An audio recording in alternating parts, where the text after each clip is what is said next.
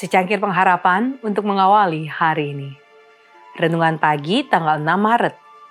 James White mengubah pandangan tentang pernikahan. Matius 19 ayat 4 dan 5 berfirman, "Tidakkah kamu baca bahwa Ia yang menciptakan manusia sejak semula menjadikan mereka laki-laki dan perempuan?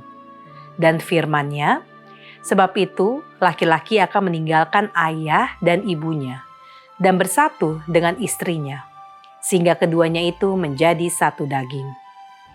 Tidak diragukan lagi bahwa akan menjadi suatu kejutan bagi sebagian besar umat Advent hari ke-7 yang berprinsip ketika mengetahui bahwa James White tidak percaya pada pernikahan.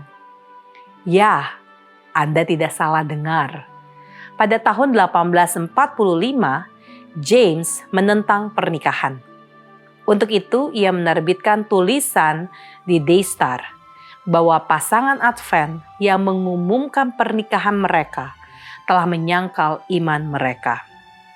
Menurut White, pernikahan adalah tipu daya iblis. Saudara-saudara yang teguh di Maine yang sedang menantikan kedatangan Kristus tidak boleh memiliki persekutuan dengan melakukan pernikahan. Dan mungkin Anda bertanya, mengapa ia mengambil posisi seperti itu? Jawabannya muncul dalam kalimat berikutnya. Kami menanti penebusan dengan selalu berjaga-jaga. Fakta mengenai hal tersebut adalah bahwa ia mengharapkan Yesus akan kembali pada Oktober 1845. Selain itu, para penganut Advent mula-mula percaya bahwa waktunya sangat singkat. Dan dari perspektif itu, menikah dan membangun rumah tangga tampak sebagai penyangkalan iman akan kedatangan Yesus yang segera. Lagi pula, jika Yesus datang pada saat yang mereka harapkan, maka tidak akan ada kebutuhan rumah dan pernikahan duniawi. James kemudian melaporkan bahwa sebagian besar saudara-saudara kita yang percaya bersama kita bahwa gerakan untuk persiapan kedatangan kedua merupakan pekerjaan Tuhan, membuat mereka menentang pernikahan karena mereka percaya bahwa waktunya sangat singkat. Mereka menganggap bahwa menikah merupakan penyangkalan iman.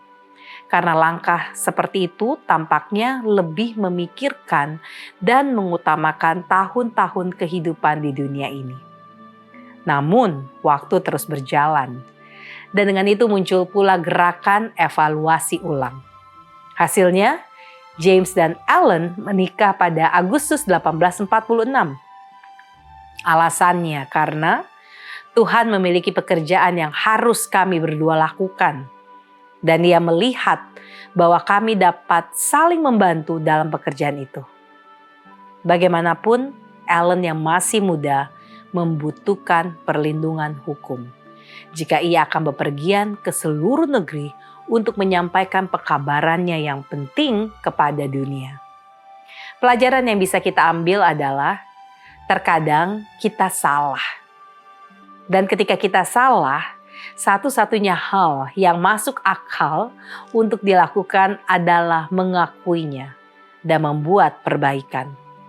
Memang bagi sebagian dari kita itu tidak mudah. Doa kita hari ini, Tuhan tolong saya untuk melihat tuntunan-Mu meskipun saya melakukan kesalahan.